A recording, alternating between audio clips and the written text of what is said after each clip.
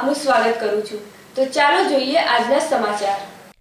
3 દાયકા 2 દાયકા અને દાયકા પહેલા કેવું નાનું નગર હતું, હવે મહાનગર બની ગયું છે। આંગળીઓના વેઢે ગણી શકાય એટલી ગાડીઓવાળું આ ગામ ગાડીઓથી છલકાતું મહાનગર બની ગયું છે। શહેરમાં અકસ્માતોનું પ્રમાણ છેલ્લા ઘણા સમયથી ચિંતાજનક રીતે વધી રહ્યું છે। ટ્રાફિક નિયંત્રણમાં રહે અને 2 મુખ્ય માર્ગ ઉપર ચારે દિશામાંથી પૂર ઝડપે આવતા વાહનોને કાબૂમાં રાખવા માટે સર્કલો પર યુદ્ધના ધોરણે ટ્રાફિક સિગ્નલો ફિટ કરવાની કામગીરી શરૂ કરી દેવામાં આવી છે। શહેરના ચ3, ઘ3 અને સચિવાલયના ગેટ નંબર 7 ઉપર સિગ્નલો અને તેના થાંભલા લાગી ચૂક્યા છે।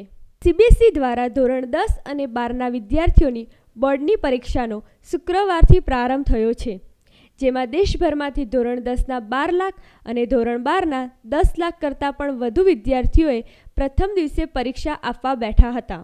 સીબીએસઈ તરફથી જાહેર કરવામાં આવેલા નિવેદનમાં જણાવવામાં આવ્યું હતું કે બોર્ડની પરીક્ષાના પ્રથમ દિવસે ધોરણ 10ના 12,59,202 વિદ્યાર્થીઓ, જ્યારે ધોરણ 12ની પરીક્ષામાં 9,42,035 વિદ્યાર્થીઓએ ભાગ લીધો હતો, જેમાં ગુજરાતમાંથી ધોરણ 10ના 43,420 વિદ્યાર્થીઓએ, જ્યારે ધોરણ 12ના 32,483 વિદ્યાર્થીઓએ પરીક્ષા આપી હતી।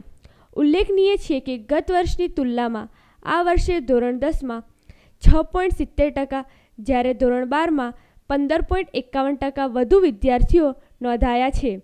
આ વખતે સીબીએસઈ દ્વારા ધોરણ 10 અને ધોરણ 12ના વિદ્યાર્થીઓ માટે ઓનલાઈન રોલ નંબર અનુસાર બેઠક વ્યવસ્થા ગોઠવવામાં આવી છે। એટલું જ નહીં, સીબીએસઈ પરીક્ષામાં ભાગ લઈ રહેલા વિદ્યાર્થીઓએ ઓનલાઈન પ્રવેશપત્ર પણ ફાળવવામાં આવ્યા હતા। હવે સમય થઈ ગયો છે એક નાનકડા વિરામનો। Who says there's only one India in the world? There is one more India when you see it from a Renault Duster. The impatient, unrestrained, unstoppable, unflappable kind of India. Oh yes, there is one more India, and it's busy changing the world.